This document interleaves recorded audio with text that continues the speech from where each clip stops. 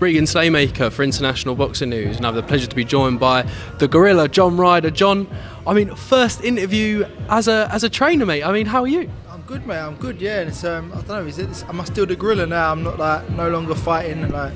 Mate, you always been a Gorilla. I mean, as a nickname as rich as the Gorilla, I mean, that's got to stay with you forever, no? Yeah, no, I'm happy to carry it. I just don't know if it'd be like retracted now that I've stopped, so I'm glad it's still there. Is that a rule? So as soon as civilian life or training life hits fighters, their nickname goes out the window? No, I suppose not. I suppose we've still got Cheeseman, haven't we? Still we can't really change it too much, can we? No, definitely. I mean, I will still call you the Gorilla, John. I mean, yeah. First interview as a trainer, but how have you found kind of the initial kind of transition from fighter to coach? Yeah, do you know what? It's been quite easy. It's obviously packed up from boxing, and I think a week or so later I was back in the gym helping Tony. So it's like it was a quick transition and probably quicker than it should have been. But I think it worked well, and I think it gave me what I needed, what I was missing from boxing. So it's done good for me. Yeah. Definitely. Was it like obviously after that Mangia fight? Was it a difficult decision to kind of retire from there? Obviously, you guys have been doing it for so long. Obviously, we see in far too many cases some fighters continue a bit longer than what they should have done. Was it an easy decision to retire from the sport? No, I think it was just literally me and Tony going up in a lift to the rooms, and it was like, that'll do us now, eh? And it was like, yeah, definitely like that. It was just a look, and I think we just both knew it was time, and I'm glad it was, because I've got no desire to throw a punch ever again, and it's just shows at the timing was right.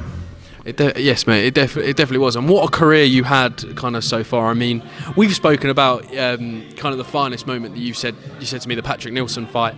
But kind of, how do you reflect on, I mean, the wild ride of the Gorilla? I mean, winning titles, massive fights, Guadalajara. But how do you reflect on the massive journey that you've had, mate? Nothing but fond memories. I wouldn't change any of it for the world. I think it made me who I was, and it will carry me forward in my coaching career now. And listen, there'll be many fighters that I'll train and help along the way, and I'm sure they'll be able to pick my brains and take things from my career. And listen, I've been there, I've experienced it, I've been at the highest of the highs and the lowest of the lows, so I'll be able to have that bit of knowledge that not all trainers will have to bring them through bad situations. Definitely. If there was one thing that you kind of had to, if you had to give, or you wanted to give to fighters on the way up, kind of what's the one thing that you experienced in your career that you'd kind of warn or educate fighters coming through about? Just got to accept this is a business. Amateur boxing is a sport and whatnot, but this is a business, and it's a results-based business. So the more you're winning, the more you're fighting. When you lose, you get forgotten about for a bit. So listen, I've took the rough for the smooth. I've been on certain shows, I've come back on other shows, I've kept busy, and I've got myself back up there, and I think that's all part of it. It definitely is, mate, as well. And one thing, kind of, obviously Greg Meehan, I don't know if he's still here. I think the G-Force is upstairs. I mean, obviously you've done a lot of work with Greg. I mean, and in the behind the scenes stuff, there was a lot of communication about kind of you being in the moment, kind of fighting in the moment, being involved in that and enjoying it as well. I mean, but how important obviously has Greg been in the addition to the training of John Ryder kind of going forward? Yeah, I mean, listen, it was an ever-growing team, and I think that was a good thing. We always brought people on board to get better and to progress, and like even the likes of Sam with sorting me back out, keeping me fit, keeping me sharp. Paddy Hobbs helping out with all the other staff, Charlie, Tony, obviously, Dan Lawrence on the S&C. It was great, and then fight night would come on, you'd have Bill Moran and Mark Seltzer. Just the team was so good, and listen, I'm thankful for them every day.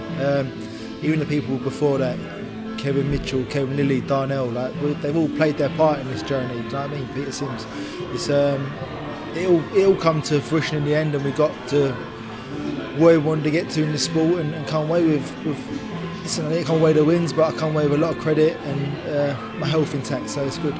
You definitely did as well. I want to move on to kind of the three main fighters who are in the gym today, obviously, who you have a big part with, obviously trained with and now train.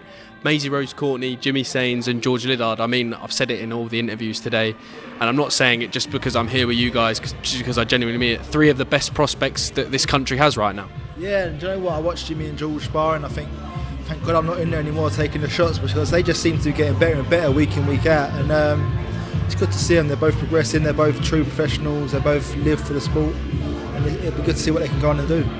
Definitely, kind of obviously part of the training team now. All three of them. What would you kind of like each of their next steps to be in their next fight?